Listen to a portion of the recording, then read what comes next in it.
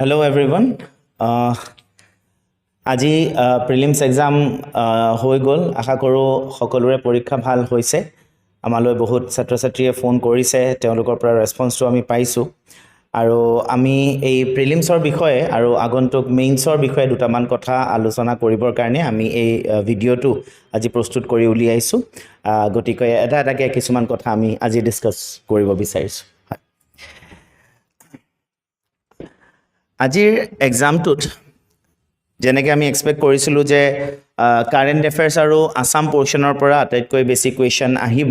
চ' as per hour expectation তেনেকুৱাকেই question দেখা গৈছে। কুৱেশ্যন পেপাৰখনত কাৰেণ্ট এফেয়াৰ্ছৰ মেক্সিমাম পৰ্চন আছিলে আৰু তাৰপিছত আছাম পাৰ্টৰ 32 কুৱেশ্যনছ আহিছে আৰু তাৰোপৰি পলিটি, হিষ্ট্ৰী, জিঅ'গ্ৰাফী, এনভাইৰনমেণ্ট আৰু ইকনমিক্সৰ কিছু প্ৰশ্ন সোধা হৈছে। কিন্তু মেক্সিমাম আছাম পাৰ্ট আৰু কাৰেণ্ট এফেয়াৰ্ছৰ কুৱেশ্যনেই আজি পেপাৰখনত দেখিবলৈ পোৱা গ'ল। আৰু ডিফিকাল্টি লেভেলৰ কথা যদি কওঁ তেনেহ'লে কাৰেণ্ট এফেয়াৰ্ছটো এভাৰেজ বুলিয়ে ক'ব লাগিব, কাৰণ চেটাৰ্জি ছাৰে যোনখিনি 700 টপিকছ দিছিলে, আপোনালোকক ক্ৰেছ কৰ্চৰ সময়ত কৰোৱাইছিলে, যিমান প্ৰশ্ন আহিছে সেই 700 টপিকছৰ ভিতৰৰ পৰাই আহিছে। আছাম পাৰ্টটো টাফ এইটো কাৰণে কোৱা হৈছে যে কিছুমান প্ৰশ্ন যদিও ডাইৰেক্ট আছিলে, যেনেকৈ আহোম ৰুলাৰবিলাকৰ নাম সোধা হৈছে, একদম ডাইৰেক্ট চিম্পল কুৱেশ্যন। এতিয়া গুণাভিৰাম বৰুৱাৰ ৰাম নৱমী তেনেকুৱা ধৰণৰ যিবিলাক কিতাপৰ কুৱেশ্যন সোধা হৈছে সেইখিনি ডাইৰেক্ট।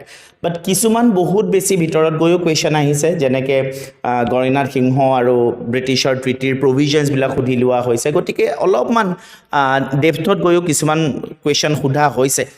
তথাপিও মই ক'ম যে আছাম পাৰ্টটোত এটা দুটা অপশ্যন গম নাপালেও মেথড অফ এলিমিনেশ্যন ইউজ কৰি পেলাই কিছু এনচাৰ কৰিবলৈ ছাত্ৰ ছাত্ৰীসকল সক্ষম হ'ব লাগে। পেপাৰখন দেখি মোৰ লাগিছে যে অপশ্যনবিলাক এইবাৰ মেথড অফ এলিমিনেশ্যন দি পেলাই বহুতখিনি এনচাৰ কৰিব পৰা যাব। হিষ্ট্ৰী এভাৰেজ বুলিয়ে ক'ব লাগিব। হিষ্ট্ৰীত যেনেকুৱা কুৱেশ্যন এক্সপেক্ট কৰা যায় তেনেকুৱা ধৰণৰ কুৱেশ্যনেই সোধা হৈছে, হিষ্ট্ৰীও এভাৰেজে হয়।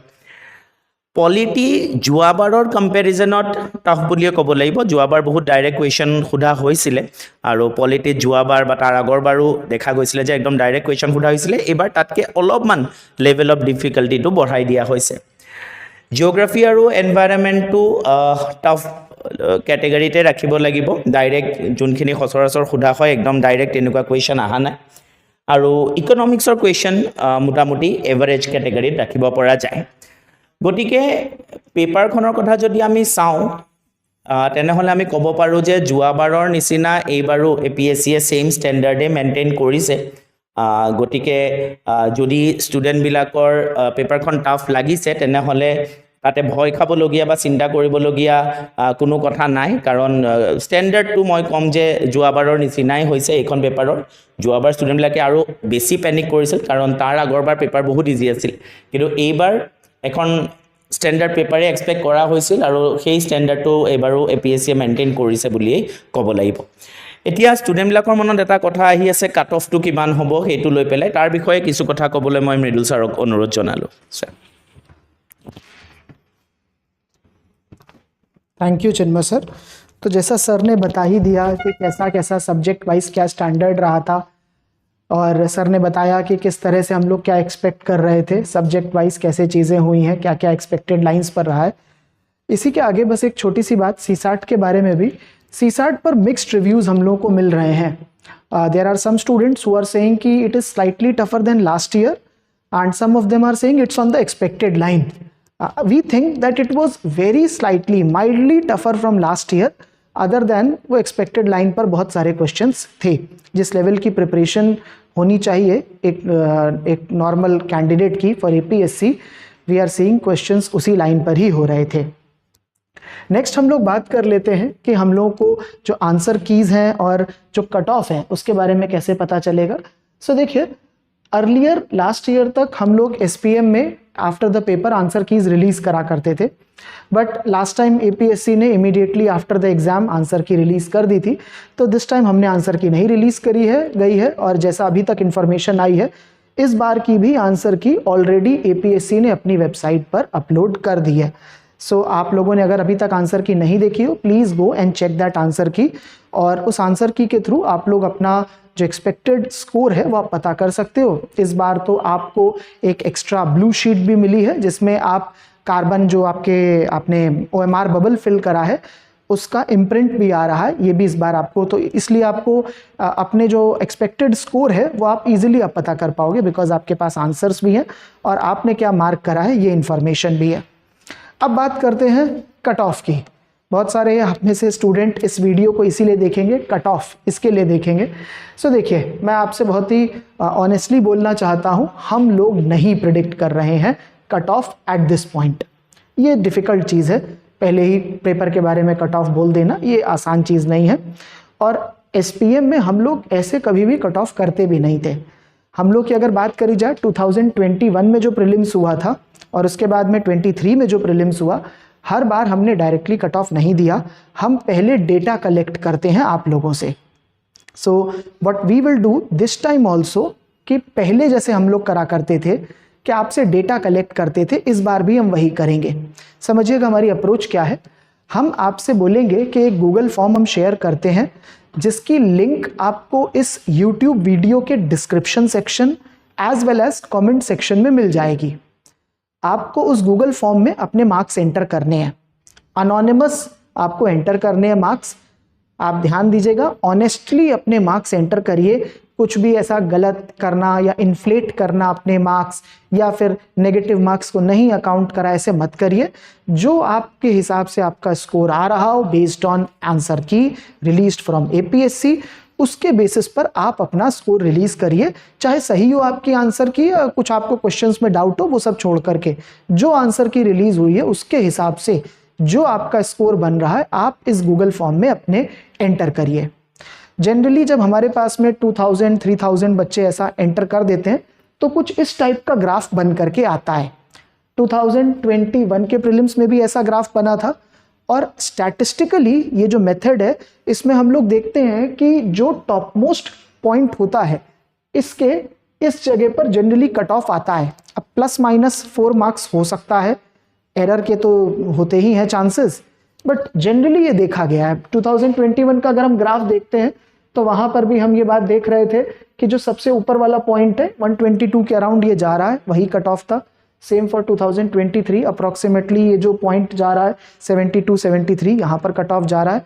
एक्सपेक्टेड है कि इस बार भी अगर अपने पास में sufficiently large number of student honestly अपने जो मार्क्स आ रहे हैं वो शेयर करेंगे तो हम लोग कट ऑफ प्रिडिक्ट कर लेंगे, ये एक्सपेक्टेड है। तो आप लोग अपने मार्क्स एंटर करिए। आप मार्क्स एंटर करेंगे, आपको उस टाइम पर जो ग्राफ बन के आ रहा है वो आपको विजिबल होगा, आप देख पाएंगे उस ग्राफ को और उसके बेसिस पर आप समझ भी पाएंगे कि कैसे आपके भी मार्क्स आ रहे हैं। आज से 2 दिन बाद हम लोग भी कट ऑफ पर एक वीडियो, छोटा सा वीडियो जिसमें कैटेगरी वाइज हम क्या एक्सपेक्ट कर रहे हैं वो भी हम रिलीज कर देंगे और आपको बता देंगे कैटेगरी वाइज हम ये कर रहे हैं। बट उसके लिए डेटा चाहिए, वो आप लोग, ये रिक्वेस्ट है, प्लीज़ अपना डेटा बताइएगा, जो भी आपके मार्क्स आ रहे हैं वो बताइएगा। अब इसके आगे की तैयारी कैसे करनी है, कैसे अपना मेंस के लिए तैयारी करनी होगी, इन सब चीज़ों के लिए मैं सत्यजीत सर को इनवाइट करूंगा और वो आपको आगे की गाइडलाइंस शेयर करेंगे आपके साथ। सर। Thank you sir.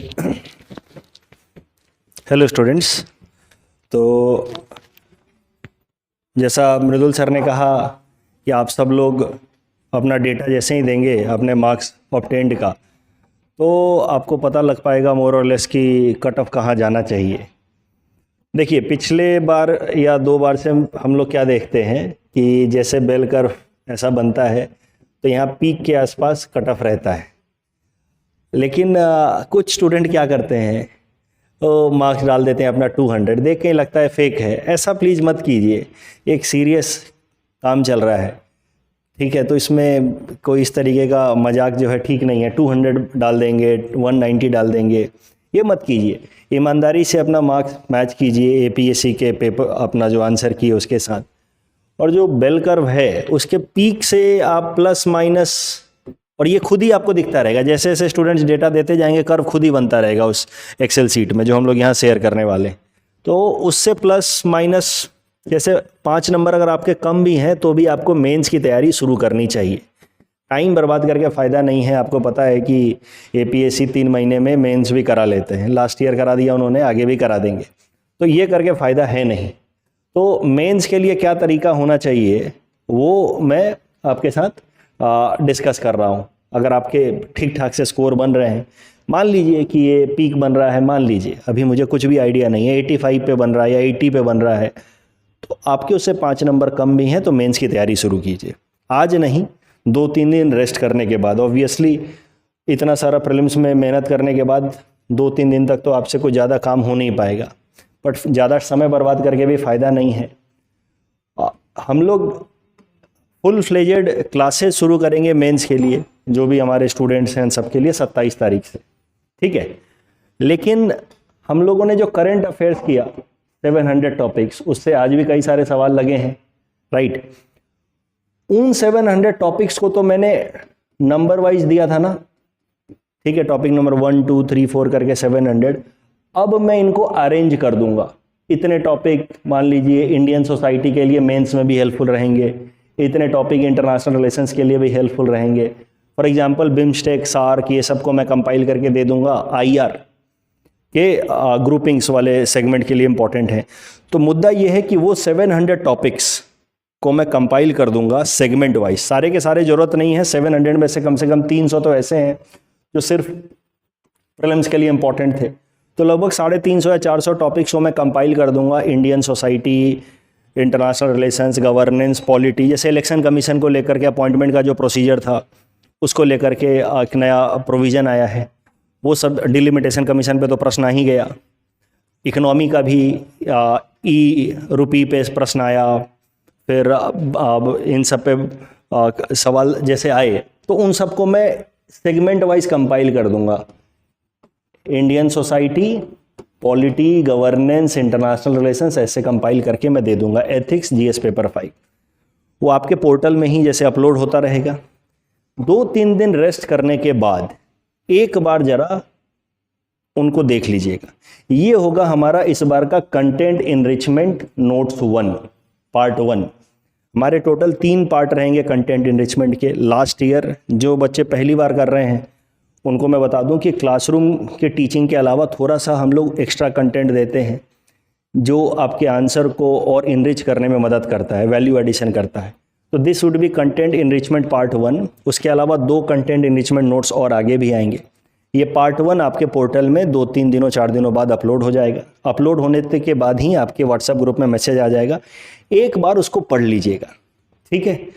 पढ़ा हुआ तो है ही आपका प्रीलिम्स के लिए करंट अफेयर्स, वही चीज़ों को रीस्ट्रक्चर करके मेंस पर्सपेक्टिव से दिया हुआ है, उसको पढ़ लीजिएगा। बाकी एक आधा दिन होली मनाइए, अगले वीक होली आ रही है, 27 तारीख से फुल फ्लेजेड क्लास शुरू हो जाएगी, जो भी आपके टॉपिक्स हैं। प्लस जो लास्ट ईयर हमने किया था न्यूज़पेपर एनालिसिस को पूरी तरीके से मेंस ओरिएंटेड कर दिया था, और मेंस के ही टॉपिक्स ज़्यादातर डिस्कस कर रहे थे हम लोग, और हर दिन 2 क्वेश्चन प्रैक्टिस करते थे, ठीक है। और उन क्वेश्चंस को हम लोग आपको इनकरेज करते हैं कि आप हमारे पोर्टल पे सबमिट भी करें उनके आंसर्स। क्वेश्चन मैं डिस्कस करता हूँ, टॉपिक बताया, उसके ऊपर क्वेश्चन दिया, क्वेश्चन का पूरा स्ट्रक्चर भी डिस्कस कर देता हूँ मैं। और फिर इन क्वेश्चंस को जब आप खुद अटेम्प्ट करते हैं तो आप हमारे पोर्टल पे अपलोड करें, पोर्टल पे वो चेक हो करके फीडबैक के साथ आपको मिलेगा। ये काम 2 महीना करना है अपने को, ठीक है। सारी पढ़ाई एक तरफ मेंस के लिए, और डेली आंसर राइटिंग एक तरफ। डेली 2 या 3 आंसर हमें लिखने ही हैं, Monday to Saturday. Newspaper analysis के थ्रू वो होगा, बाकी जो क्लासरूम में हो रहा है वो तो होगा ही होगा। तो वो काम भी हम लोग न्यूज़पेपर एनालिसिस में भी फुल फ्लेजेड मेंस ओरिएंटेड 27 तारीख से शुरू कर देंगे। अगर आपके थोड़ी भी पॉसिबिलिटीज़ बन रही हैं प्रीलिम्स में सिलेक्शन के, यानी कि आप उस बेल करके पीक से 5 मार्क्स कम भी हैं, तो भी तैयारी शुरू कर दीजिए, क्योंकि सिलेक्शन हो जाने के बाद फिर लगता है कि हमने 10, 12, 15 दिन बर्बाद कर दिया, ठीक है। तो वो मत कीजिए। और मेंस के क्लासेस कैसे क्या होंगी उसके लिए मैं रिक्वेस्ट करूंगा हमारी कलीग भाग्यश्री को, वो आकर के आपको थोड़ा इन्फॉर्मेशन दे देंगी about mains classes. Bhagyashree please. Thank you so much. जैसे कि सत्यजीत सर, मृदुल सर और चिन्मय सर ने सब कुछ आप लोगों को बोल ही दिया है। And also new mains batch जो है वो हम लोग 27 से स्टार्ट कर रहे हैं. सो 27 ऑफ मार्च से आप लोगों का न्यू बैच स्टार्ट हो जाएगा. एंड 2 क्लासेस होगा पर डे आप लोगों का 2 क्लासेस दिया जाएगा. एंड ऑल्सो टेस्ट सीरीज जो कि हम लोग स्टार्ट करेंगे from April. Also test series copies of selected candidates will be made available, तो ये आप लोग ले सकते हैं. ऑल्सो डेली आंसर राइटिंग जो है वो हम लोग कंडक्ट करेंगे.